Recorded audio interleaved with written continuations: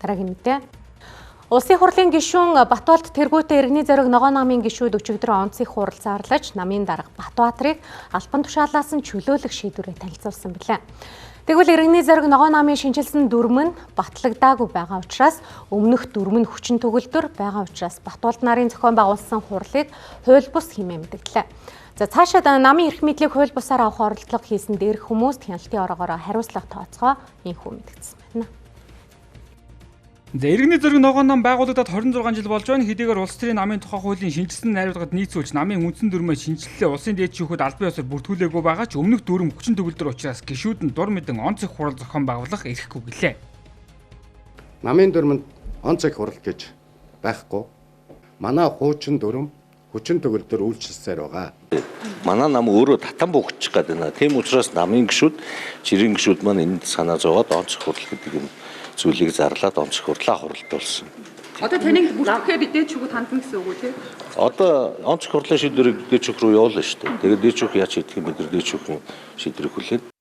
За намын даргуулаад ерхий наримчгийн дарга удирдах зөвлөлд үндэсний хорооны гишүүдийн олонх нь нэг талдаа байгаа гэдгийг харуулах үүднээс хэвлэлийн хуралд намын гишүүдэд байлцууллаа. За онцгой хурал зарлаж намыг булаан авах гэсэн үйлдэлийг зохион байгуулсан хүмүүсийг бүгдийг нь иргэний зориг ногоо намын гишүүнээс төлөвлөх эсхийг хяналтын хороогоор хэлсэн гэлээ. За түүнчлэн улсын хурлын гишүүн Батболдыг иргэний зориг ногоо намын нэрээр улсын хурлд байх эрхгүй гэдгийг онцлсан юм а.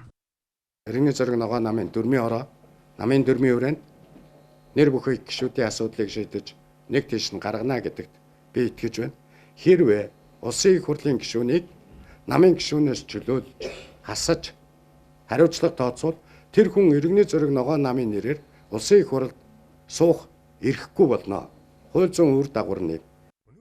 За эх хонд болох ерөнхийлөгчийн сонгуульд улсын хурлд суудалтай 5 намаас 5 хүн нэр дэвшин өрсөлдөх хэрэгтэй. Энэ ч утгаараа санал хуваах нэг хүзэр нь иргэний зориг ногоо нам. Тэгвэл ерөнхийлөгчийн сонгуулийг угтсан ашиг сонирхол, шонхрын 8-ачид болон ой усан сан бүхий газарт алтуух гэсэн бизнесийн бүлэглүүдийн хоршил иргэний зориг ногоо нам руу чиглэж байна гэж тайлбарлаж байна.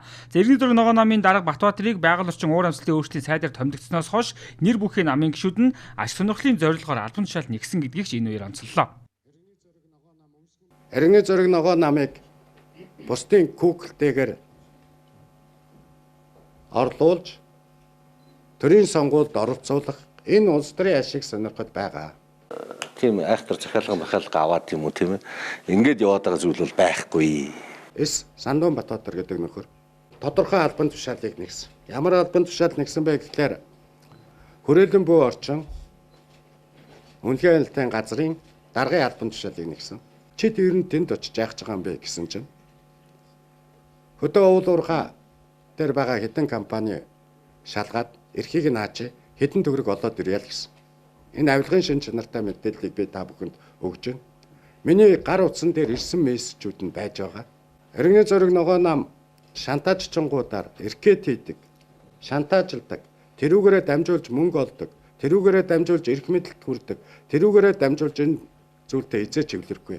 Парламентод суудал бүхий 5 нам л ерөнхийлөгчд нэр дэвшүүлэх хэрэгтэй. Тэгэхээр үүнтэй холбоотойгоор хүссэн ч эсвэл энэ тоглоом явах юм байна.